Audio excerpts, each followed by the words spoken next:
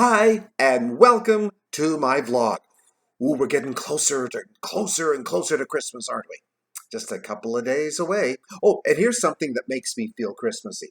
Now, we like to go to Paris, but it's been a couple of years with COVID and whatnot. But I want to show you this lovely box. Can you see this? It's Mariage Brothers Noel Tea.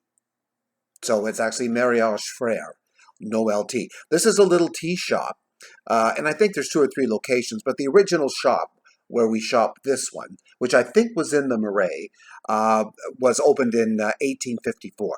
This is a wonderful little tea, the spirit of Christmas, the spirit of Noel. I wanted to show you, isn't that a lovely box?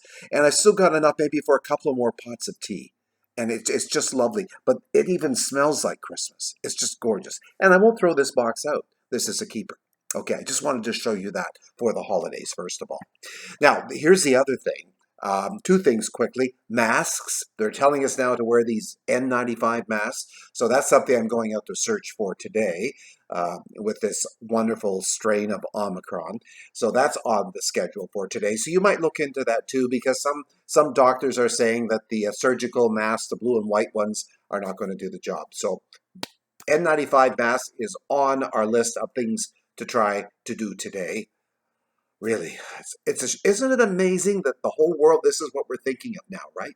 This is it. This is our life now. And here's the other thing. I've had a sore arm the last couple of weeks. I've had it before.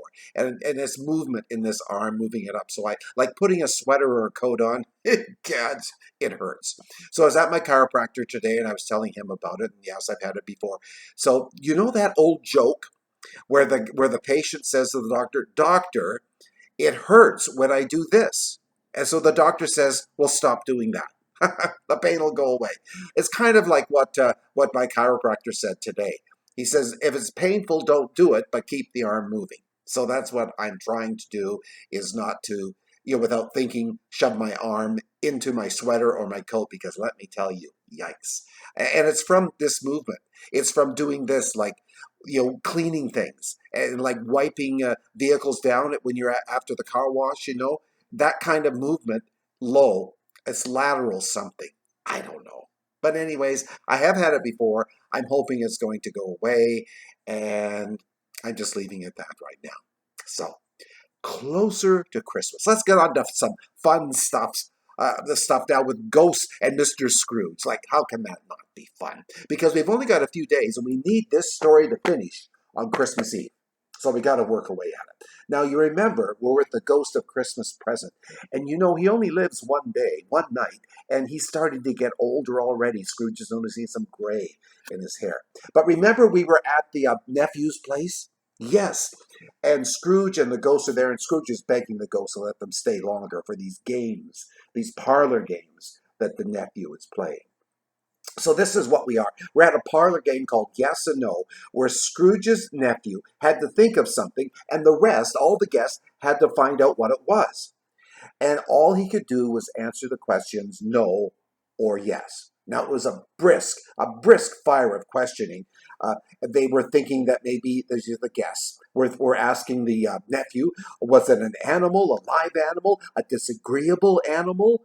Was it a savage animal, an animal that growled and grunted sometimes and talked sometimes? And the animal lived in London and walked about the streets and wasn't made a show of and wasn't led by anybody and didn't live in a menagerie and was never killed in a market and was not a horse or a cow or a bull or a tiger or a dog or anything. Wow. Every question that was put to him, the nephew burst out in laughter. Remember, he's quite the laughing boy, Ha ha ha ha ha. He was laughing all the time when he went to visit Scrooge in his office. And he's still laughing, apparently. So every fresh question, it was a roar of laughter from the nephew. And at last, one of the sisters who was there, she cried out with glee. They called her the plump sister. Nice, eh? She called out, she says, "I found it. I know what it is, Fred. I know what it is."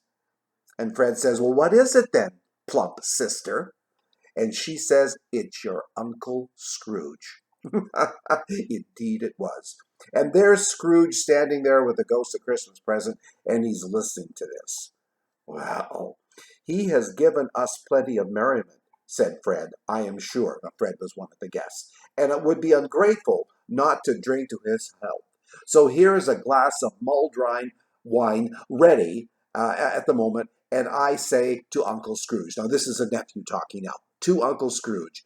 "Oh, Uncle Scrooge," they all cried, "a Merry Christmas and a Happy New Year to the old man wherever he is." And that's what Scrooge's nephew had to say. Well, I don't think Scrooge was too happy, but Scrooge was learning. We're looking for a change here in old Ebenezer. So they moved along away from the nephew's house.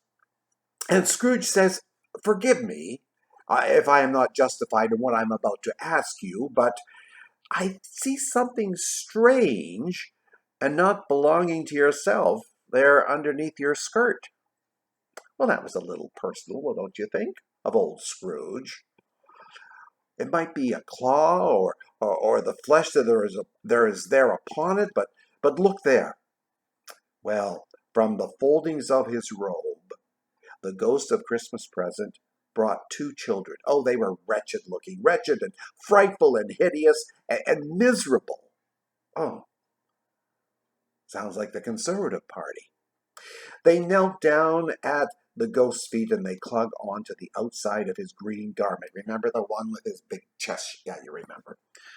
"Look here, look down here," exclaimed the ghost. And Scrooge looked at these children and he was absolutely appalled. He was absolutely taken aback. "Spirit, are they yours?" Scrooge could say no more than that. And he said, "They are man's," the spirit said, looking down upon them. "They cling to me. The boy is ignorance, and the girl is want. Beware them both." And Scrooge said, "Have they no refuge or resource coming from this old bugger?" "Are there no prisons?" said the spirit, turning on to him for the last time, using Scrooge's own words back at him. "Are there no workhouses?" The bell struck 12. Scrooge looked about for the ghost. He saw the ghost was not there any longer. And as the last stroke ceased to vibrate, he remembered the prediction of old Jacob Marley. Remember Jacob? All those chains and woo, all that kind of stuff that was way back when we first started reading.